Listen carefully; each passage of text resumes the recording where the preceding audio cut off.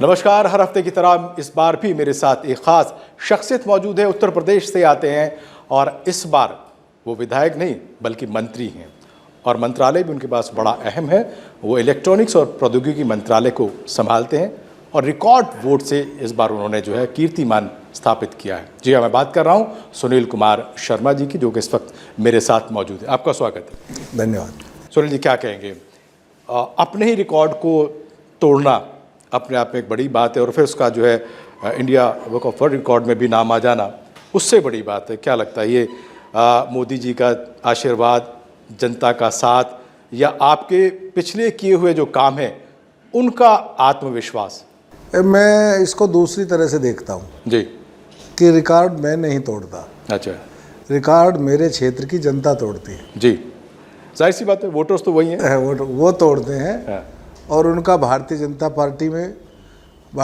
Party के नेतृत्व माननीय श्रीमान नरेंद्र मोदी जी, जो आज विश्व के सबसे लोकप्रिय नेता हैं, उनमें जी, और उत्तर प्रदेश के यशस्वी मुख्यमंत्री माननीय श्री योगी आदित्यनाथ जी में एक भरोसा है और विश्वास है।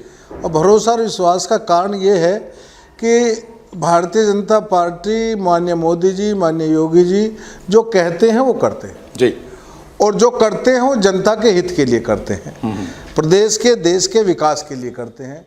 उनका कोई निजी एजेंडा नहीं है।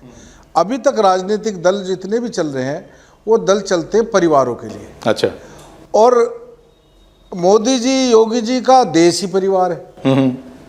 चलते वो भी परिवार के लिए, पर फर्क है, उनका एक छोटा परिवार है और मोदी जी का और योगी जी का बड़ा परिवार है, 144 करोड़ लोगों का परिवार। जी, तो उस परिवार को साथ लेकर के मोदी जी काम करते हैं तो जनता में विश्वास होगा ही। आप देखिएगा 2024 में विपक्ष ने जब राम रावण युद्ध चल रहा था जी, तो जो राक्षसी सेना थी वह मायावी युद्ध करती थी। जी, हैं, कभी आसमान में यहाँ दिख रहे हैं, कभी वहाँ दिख रहे हैं, कभी फर्जी तरीके से। तो वो मायावी युद्ध किया, झूठ बोला है, कोरी किताब लेके खड़े हो गए। जी, इतने संविधान हमारा अच्छा बड़ा है। जी, एक छोटी सी बुकलेट सफेद पन्नों की लेकर के उसमें भारत का संविधान लिख करके पहले तो संविधान का अपमान कर रहे हो। जी, संविधान हमारे लिए एक पूजनीय ग्रंथ है। जी, मोदी जी उसको मस्तक पर लगाते हैं और वो इस तरीके से हिला करके सभा में दिखा रहे कि साहब संविधान बदल देंगे, आरक्षण खत्म कर देंगे। जी, जबकि वास्तविकता ये है कि आरक्षण खत्म, दलितों का और पिछड़ों का आरक्षण खत्म करने का काम या प्रयास कहें कांग्रेस कर्नाटक में कर चुकी है। जी, वो पिछड़ों का आरक्षण खत्म करके मुसलमानों को देना चाहती है। ठीक है। लेकिन उन्होंने झूठ बोला, झूठ बोल करके लोगों को बरगलाया। उसका उनको थोड़ा बहुत लाभ मिला, लेकिन 100 का आंकड़ा पार नहीं कर पाए। लेकिन उत्तर प्रदेश की बात करें, क्योंकि आप उत्तर प्रदेश से ही आते हैं, प्रधानमंत्री ने लगातार कई सभाएं करी, तमाम दिग्गज नेता, कैबिनेट मिनिस्टर, यहाँ तक के योगी जी ने भी पूरी ताकत झोंकी। लेकिन जो 2024 में जिस तरीके की उम्मीदें उत्तर प्रदेश से थी उस तरीके का आंकड़ा पार नहीं कर पाए। क्या लगता है? मैंने बताया ना कि एक तो जैसे ही 2024 का नतीजा आया तो कुछ लोग अकड़ करके धूरे हो गए कि साहब पता नहीं उन्हें क्या मिल गया हो। जितने भी इंडी गठबंधन के दल हैं जी, सब मिला करके भी 240 के पास नहीं पहुंच पाए। ठीक है। जबकि भारतीय जनता पार्टी अकेली पहुंची है और तीसरी बार मोदी जी के इस देश की जनता ने प्रधानमंत्री बनाया है। अब रही बात उत्तर प्रदेश की, मैंने कहा कि उत्तर प्रदेश में एक झूठ फैलाने का काम किया गया, एक कपट फैलाने का काम किया गया, जिसमें थोड़ी बहुत कामयाबी उनको मिली जी, और उस कारण से रिजल्ट उतना बढ़िया नहीं आया जितना आना चाहिए था। लेकिन अब वो एक्सपोज हो चुके हैं। जी, आपने देखा कि चुनाव के बाद महिलाएं कांग्रेस कार्यालय पहुंच गई, लाओ जी चेक। ठीक है, झूठे चेक दे दिए कि खटाखट हम सब 1 लाख रुपया देंगे। जी, 1 लाख रुपए के झूठे चेक बांटे गए, महिलाओं को लगा कि 1 लाख रुपए मिल रहे हैं, तो उस वजह से थोड़ा सा हुआ। संविधान की बात की, इस प्रकार सारे झूठे और फरेबी हथकंडे अपनाए, जिसकी पोल जनता में खुल चुकी है। ठीक है, और उसका परिणाम उपचुनाव में देखने को मिला। आपने उपचुनाव की बात छेड़ दी, मैं उसी पे आने वाला था कि अब उपचुनाव में पूरी तरीके से मैं कहूँ कि 1 to 1 वाला मुकाबला होने वाला है। क्या लग रहा है? हालांकि अभी धारा 370 के बाद फ़ौरन जम्मू कश्मीर में चुनाव हुए, लेकिन नतीजे उम्मीदों से अलग आए। क्या लगता है इस बार उत्तर प्रदेश में बाईपोल की बात कर रहा हूँ मैं, कि उस बाईपोल में अब जो होने वाला है 9 सीटें हैं, क्या लग रहा है, क्या मिलेगा? मैं आपको बता दूं कि जम्मू कश्मीर में भारतीय जनता पार्टी ने बहुत अच्छी सफलता प्राप्त की। जी, सब जानते हैं कि वहाँ का जो मतदाताओं का गणित है वो कितना भाजपा के अनुकूल वाला है और कितना ऐसा है जो 370 के थोड़ा बहुत कहीं ना कहीं उसमें रहे हैं।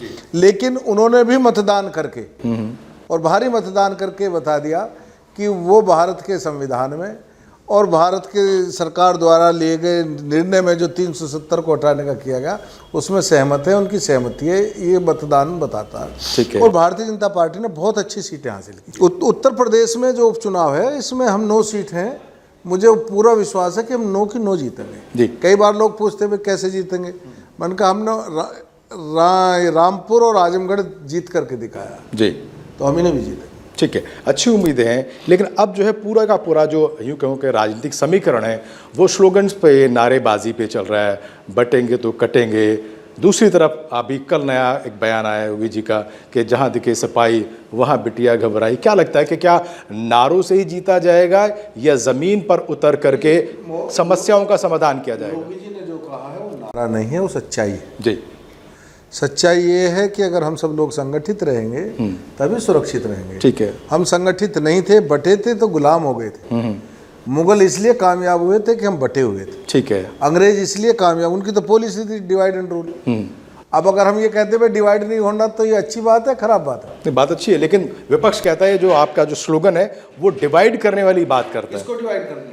आपस में। हमने कहा बटोगे तो कटोगे। अब बटने का मतलब है कि एक रहो, संगठित रहो। प्रधानमंत्री इस बात को कहते हैं कि एक रहो और सेफ रहो। एक रहो और सेफ रहो। जी। अब विपक्ष का तो अपना चश्मा है ना, उनका चश्मा तुष्टीकरण का है, उनका चश्मा सांप्रदायिकता का है। जी। उन्होंने देश आजाद होने के बाद सांप्रदायिकता के अतिरिक्त कुछ नहीं किया, केवल देश को सांप्रदायिक आधार पर बांटने का काम किया है। ठीक है। अल्पसंख्यकों को देश की मुख्य धारा से अलग करने की उनकी सोच रही है और वो इसी सोच के साथ वो देखते हैं। योगी जी ने बहुत पवित्र भाव के साथ कहा है कि संगठित रहो, बटोगे तो कटोगे, बिल्कुल ठीक कहा। अगर बटेंगे तो हम कट जाएंगे। लेकिन सपा को लेकर के उन्होंने खास तौर से टारगेट किया। क्या लगता है कि वो ये मानते हैं कि अगर उनको कोई चुनौती देने वाला है तो वो साइकिल है? ये सपा जो है ये उनकी वंशज है जिन्होंने कहा था कि लड़के हैं और गलतियां हो जाती हैं, तो लड़कियां कहाँ सेफ हैं? हम उनके अनुयायी हैं जो कह रहे हैं बेटी बचाओ और बेटी पढ़ाओ। जी। हम बेटियों को बचा रहे हैं। आज कोई सोहदा जरा स्कूल के सामने जाकर के खड़ा तो हो जाए, ये योगी जी ने किया है। ठीक है। अंत पहले लड़कियां घबराती थी, ये क्या मुजफ्फरनगर में झगड़ा क्यों हुआ? ठीक है। बेटियां स्कूल से आती थी, उनके साथ छेड़छाड़ होती थी, ये आम बात थी। लड़कियों ने स्कूल जाना बंद कर दिया था, स्कूल जाने से डरती थी। आज बेटियां, मैं एक दिन रात को आ रहा था, लगभग 1 बजा था, मेरी फ्लाइट लेट हो गई थी, 12-1 के बीच का समय था, तो मैं इंदिरापुरम से निकलता हुआ तो जहाँ कैलाश मानसरोवर भवन है उसके पास 2-3 लड़कियां मुझको घूमती ही मिली। अब वो किसी कॉलेज की स्टूडेंट थी। बड़ी बात है। मैंने गाड़ी रोक करके पूछा, मगर बेटा तुम्हें डर नहीं लग रहा?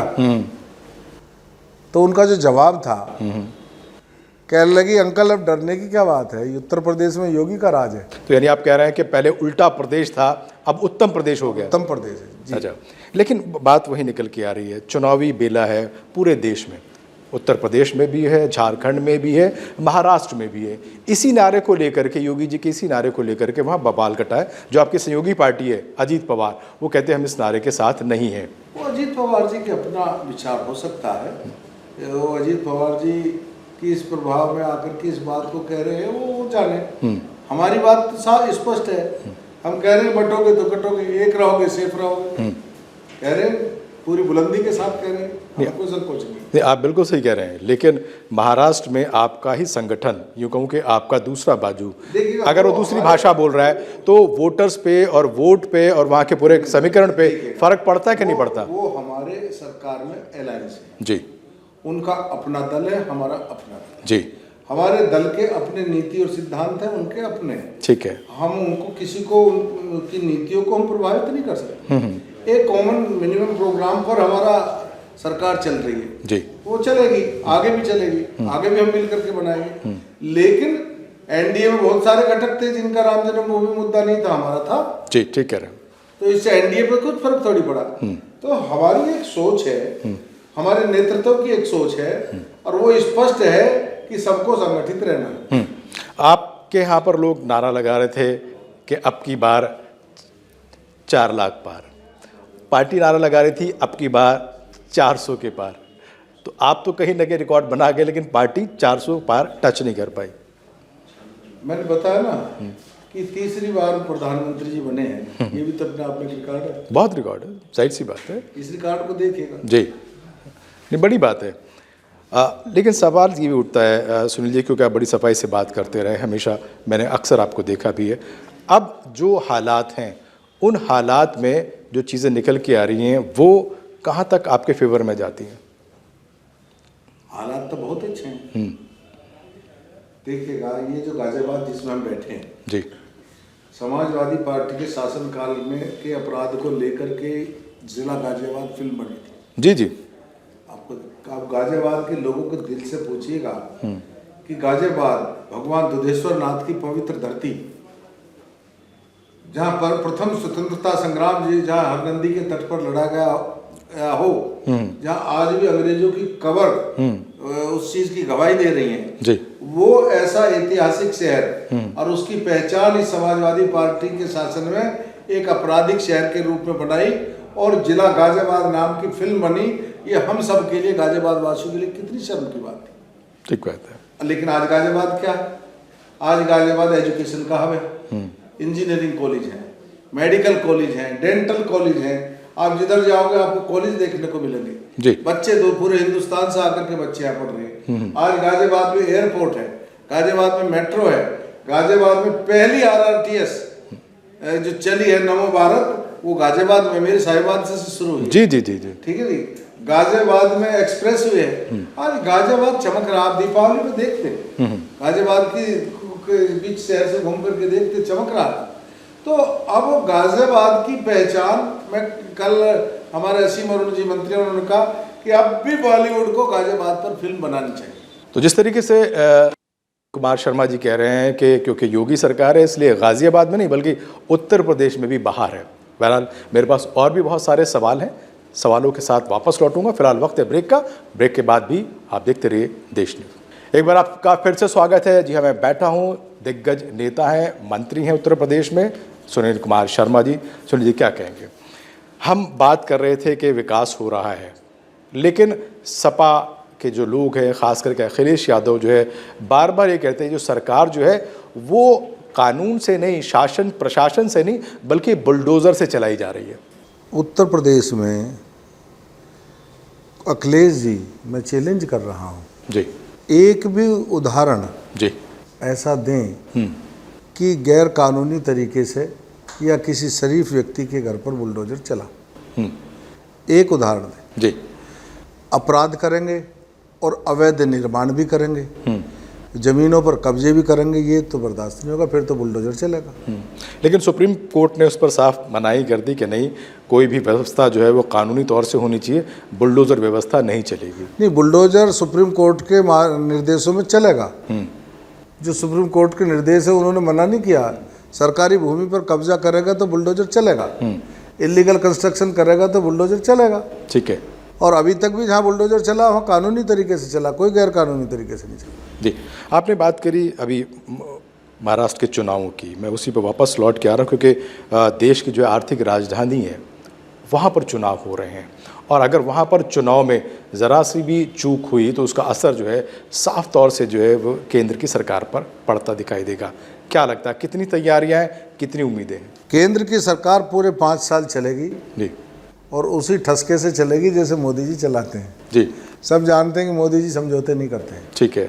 सिद्धांतों के साथ कोई समझौता नहीं, वो तो संत व्यक्ति हैं। उन्होंने तो क्या रखा कि जब नहीं होगा अपना झोला उठाऊंगा, केदारनाथ चला जाऊंगा। जी, वो अपने परिवार को या अपने मिलने वालों के लिए प्रधानमंत्री नहीं है, वो इस 144 करोड़ लोगों के प्रधानमंत्री है, काम कर रहे हैं। इसलिए एक तो मैं कहता हूँ चुनाव परिणाम पहली तो बात महाराष्ट्र में बहुत अच्छे आने वाले हैं। ठीक है। लोग हरियाणा में कहते थे कि कांग्रेस आएगी, कांग्रेस आई, कांग्रेस आई, हैं जी। एग्जिट पोल भी वो कह रहे थे कि कांग्रेस आएगी, लेकिन परिणाम आप सबने देखा। जी हरियाणा में हम इसलिए रिपीट हुए कि हमारी सरकार ने अच्छे काम किए। जी लोग वहाँ खट्टर जी को और उनको कहते थे, खट्टर जी 5 साल पहले रिपीट होकर के आए थे, और अब हमारे सैनी जी वहाँ मुख्यमंत्री हैं, वो रिपीट होकर के आए। तीसरी बार हम सरकार बना रहे हैं। जी उत्तर प्रदेश में या पूरे देश में अगर हम पश्चिम बंगाल को छोड़ दें तो शायद ही कोई राज्य होगा जहाँ गैर भाजपा की तीसरी बार सरकार बन रही होगी। ठीक बात है। इसका कारण क्या?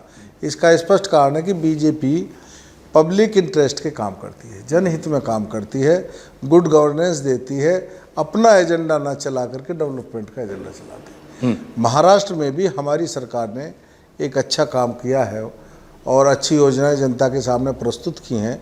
तो मैं स्पष्ट रूप से कह सकता हूं कि वहाँ हमारी जो महायुति है इसकी सरकार बनेगी। दूसरा, वहाँ गठबंधन क्या है?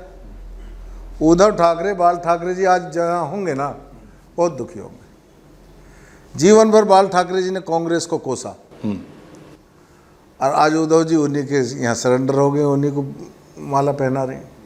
बाल ठाकरे की आत्मा क्या कहती होंगी? बाल ठाकरे जी देश के नहीं, बहुत बड़े नेता थे, हम सब लोग उनके प्रति बड़ी सम्मान रखते थे। लेकिन सुनील जी कहते हैं ना कि युद्ध और सियासत में सब कुछ जायज़ है, तो 3 धड़े आपके पास है, 3 धड़े वहाँ पर भी है। तो शिवसेना का आधा धड़ आपके पास है, एनसीपी का भी आधा धड़ आपके पास है, ऐसी उस तरफ है। तो कोई सिद्धांत उस तरीके के नहीं होते। सिद्धांत ही होता है कि किसी भी तरीके से आप प्रदेश या देश की सत्ता पर आएँ। ऐसा नहीं है जी। अगर ऐसा होता तो अटल बिहारी वाजपेयी 1 वोट के लिए सरकार न छोड़ते। ठीक है। ये हम उदाहरण है, ये हम उदाहरण है कि नरसिम्हा राव जी की सरकार बहुमत की नहीं थी। अटल जी चाहते तो उन्हें बहुमत साबित पहले दिन ही नहीं करने देते। ठीक है। लेकिन अटल जी का एक ही प्रश्न था कि अगर नरसिम्हा राव सरकार नहीं बनाएंगे तो क्या कोई दूसरा व्यक्ति सरकार बनाने की स्थिति में है? ठीक है। और जब नहीं है तो देश तो चलना है। इसलिए हमें सरकार, और आपको मालूम होगा कि भारतीय जनता पार्टी ने सदन से वॉकआउट किया था तब नरसिम्हा राव अपना, क्योंकि राष्ट्र की आवश्यकता थी, हमारी राजनीतिक आवश्यक हितों के विरुद्ध था। लेकिन हमारी पार्टी ने राजनीतिक हितों से ऊपर राष्ट्रीय हितों को सदैव रखा है। इसलिए युद्ध में और राजनीति में सब कुछ जायज़ है। ये भारतीय जनता पार्टी पर लागू नहीं होता, ये अन्य दलों पर होता। परिवार की बात कर रहे थे।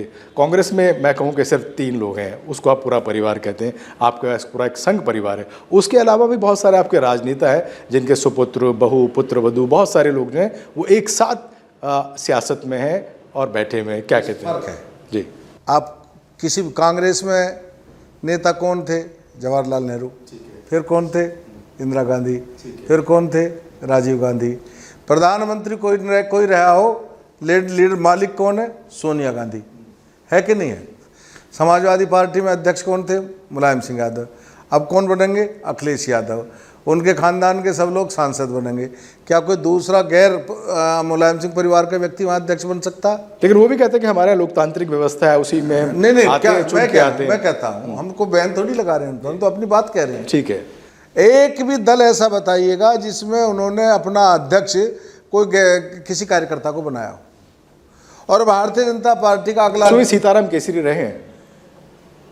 नहीं, कांग्रेस की बात कर रहा हूँ। कांग्रेस में सीताराम केसरी रहे, लेकिन सीताराम केसरी को किस तरह हटाया? एक बुजुर्ग, लेकिन सीताराम केसरी की एक पहचान थी।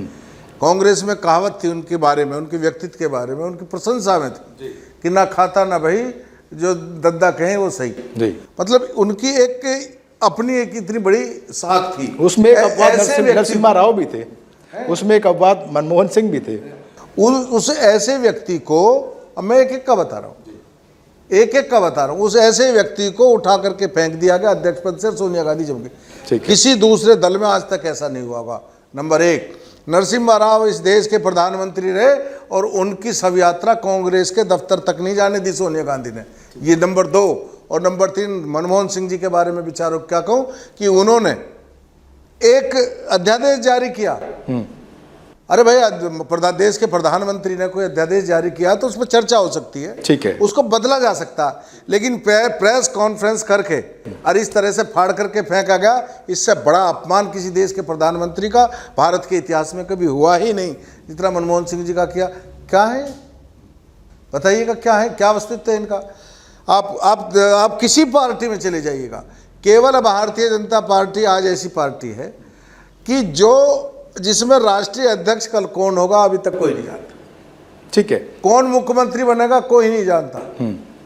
पार्टी तय करती है कि एक सामान्य कार्यकर्ता मुख्यमंत्री बनता है, एक सामान्य कार्यकर्ता प्रधानमंत्री बनता है, एक सामान्य कार्यकर्ता राष्ट्रीय अध्यक्ष बनता है। चलिए, बहुत सी देश की और प्रदेश की बात होगी वापस, क्योंकि सुनील कुमार शर्मा जी मेरे साथ बैठे हैं, मंत्री बने हैं, कैसी चुनौतियां हैं, किस तरीके के चैलेंजेस हैं और किस तरीके की आगे की आपकी कार्य योजना है कि वाकई ये जो उल्टा प्रदेश कहे जाने वाला उत्तम प्रदेश हो गया है, ये अति उत्तम हो जाए। देखिएगा, हमारा माननीय योगी जी उत्तर प्रदेश के मुख्यमंत्री और माननीय मोदी जी देश के प्रधानमंत्री जी के मार्गदर्शन में हमारी सरकारें काम कर रही हैं जी। माननीय योगी जी उनके मार्गदर्शन में दिन रात मेहनत करके इस प्रदेश को हम जहाँ $5 ट्रिलियन इकोनॉमी की बात प्रधानमंत्री जी ने कही है, वहीं हमारे मुख्यमंत्री जी ने $1 ट्रिलियन इकोनॉमी पर हम काम कर रहे हैं। ठीक है, आपने देखा कि इन्वेस्टमेंट समिट हमारा हुआ तो कितना लोग, आज स्थिति ये बन गई है कि पहले लोग उत्तर प्रदेश से भागते थे। मैं इलेक्ट्रॉनिक्स एंड IT मिनिस्टर हूँ। 2 सेमीकंडक्टर की यूनिट के लिए हमने LOC जारी करने का कैबिनेट में पास किया। एक 28,000 करोड़ का इन्वेस्टमेंट है, एक 3,000 करोड़ का इन्वेस्टमेंट। ठीक है, आज इन्वेस्टर आ रहे हैं, आज फैक्ट्रियाँ आ रही हैं। हम उत्तर प्रदेश में IT को इंडस्ट्री का दर्जा दिया। ये मैं अपने विभाग से संबंधित जी, मैं इसलिए बात कर रहा हूँ आपकी। IT को हमने उद्योग का दर्जा दिया। अभी तक IT कॉमर्शियल सेक्टर में था, तो उसको जो जमीन जो मिलती थी वो भी कॉमर्शियल रेट पर मिलती थी, बिजली मिलती थी वो भी कॉमर्शियल रेट पर मिलती थी, अन्य टैक्सेस भी कॉमर्शियल थे। ठीक है, अब बिजली उसको इंडस्ट्रियल रेट पर मिलेगी, लैंड उसको इंडस्ट्रियल रेट पर मिलेगी। तो जब ये उनको सुविधा मिलेगी तो हमारे यहाँ IT हब नोएडा में है, लेकिन उतना बड़ा नहीं है जितना बेंगलुरु में है, जितना हैदराबाद में है। जी जी। तो हम चाहते हैं कि यहाँ भी उतना बड़ा हो। अभी हम लखनऊ में भी IT पार्क बना रहे हैं और वहाँ भी हम इसको आगे बढ़ाएंगे। तो इस पर हमारी सरकार बहुत गंभीरता से काम कर रही है और बहुत अच्छे योजनाएं इंडस्ट्रियलिस्ट के ला रहे हैं ताकि वो हमारे रोजगार बढ़े लोगों का काम। क्योंकि अक्सर देखा गया है, खास करके उत्तर प्रदेश क्योंकि बहुत बड़ा प्रदेश है, युवाओं को बड़ी चिंता रहती है कि एजुकेशन के बाद नौकरियों का क्या होगा। उसको लेकर के आपके पास, आपकी सरकार के पास क्या योजनाएं हैं? नौकरियां, इसका मतलब केवल सरकारी नौकरी जी, रोजगार होता जी, रोजगार होना। सर, कोई भी सरकार इतने रोजगार अपने सरकारी नौकरियों में नहीं दे सकती, लेकिन फिर भी योगी जी ने जितनी भी भर्तियां हमारे यहाँ शेष हैं सबकी भर्ती प्रक्रिया चालू की है और उनको जल्दी से जल्दी हम भरने का काम कर रहे हैं जी। अभी लेकिन हर नौजवान को रोजगार मिले, ये वो कैसे मिलेगा? वो मिलेगा तो जो उद्योग धंधे लगेंगे। उद्योग धंधे कौन लोग कब लगाएंगे? जब वहाँ इस प्रकार का एटमॉस्फेयर होगा। अभी हमने एटमॉस्फेयर दिया है, अब हम इंसेंटिव दे रहे हैं। अच्छा, कि आप आइएगा, फैक्ट्री लगाइएगा, हम आपको इंसेंटिव देंगे। अभी मुख्यमंत्री जी ने कई लोगों को इंसेंटिव बांटे भी थे जी। तो इंडस्ट्री आ रही है, इंडस्ट्री आएंगी तो रोजगार ज़्यादा से ज़्यादा मिलेगा, विकास का काम होगा। देखिएगा, जब एक सड़क बनती है, मामूली सी बात जी, जाहिर से, तो उस सड़क में भी 50-60 लोगों को काम मिलता है। बिल्कुल ठीक बात है। एक छोटी फैक्ट्री लगती है तो अगर उसके अंदर 500 एम्प्लॉई हैं तो 5,000 लोग उसके रोजगार से जुड़ जाते हैं। तो ये सब हम संसाधन उपलब्ध करा रहे हैं और उत्तर प्रदेश में बदलाव आ रहा है और बदलाव आया है। बहुत शुक्रिया आपका सुनील जी, इतनी सारी बातें करने का और मेरे तमाम सवालों के जवाब देने का। उम्मीद है कि उत्तर प्रदेश में ऐसा ही होगा। धन्यवाद आपका। तो ये थे उत्तर प्रदेश के मंत्री सुनील कुमार शर्मा जी, जिन्होंने मेरे तमाम सवालों के जवाब दिए। जिस तरीके से उनको उम्मीद है कि उत्तर प्रदेश में भी जो बाईपोल इलेक्शन हो रहा है, वापसी बीजेपी की होगी, महाराष्ट्र में भी, झारखंड में भी। जनता का पर्व है, जनता डिसाइड करेगी। ईवीएम बटन पे जैसे ही उसका हाथ पहुंचेगा, तय हो जाएगा कि किसके फेवर में गया और किसके अगेंस्ट। फिलहाल आप कहीं ना जाइए, देखते रहिए देश न्यूज़। मैं अगले हफ्ते एक नए मेहमान के साथ, कुछ नए मुद्दों के साथ और अपनी पूरी टीम के साथ मौजूद हूँगा। आप देखते रहिए देश न्यूज़। धन्यवाद।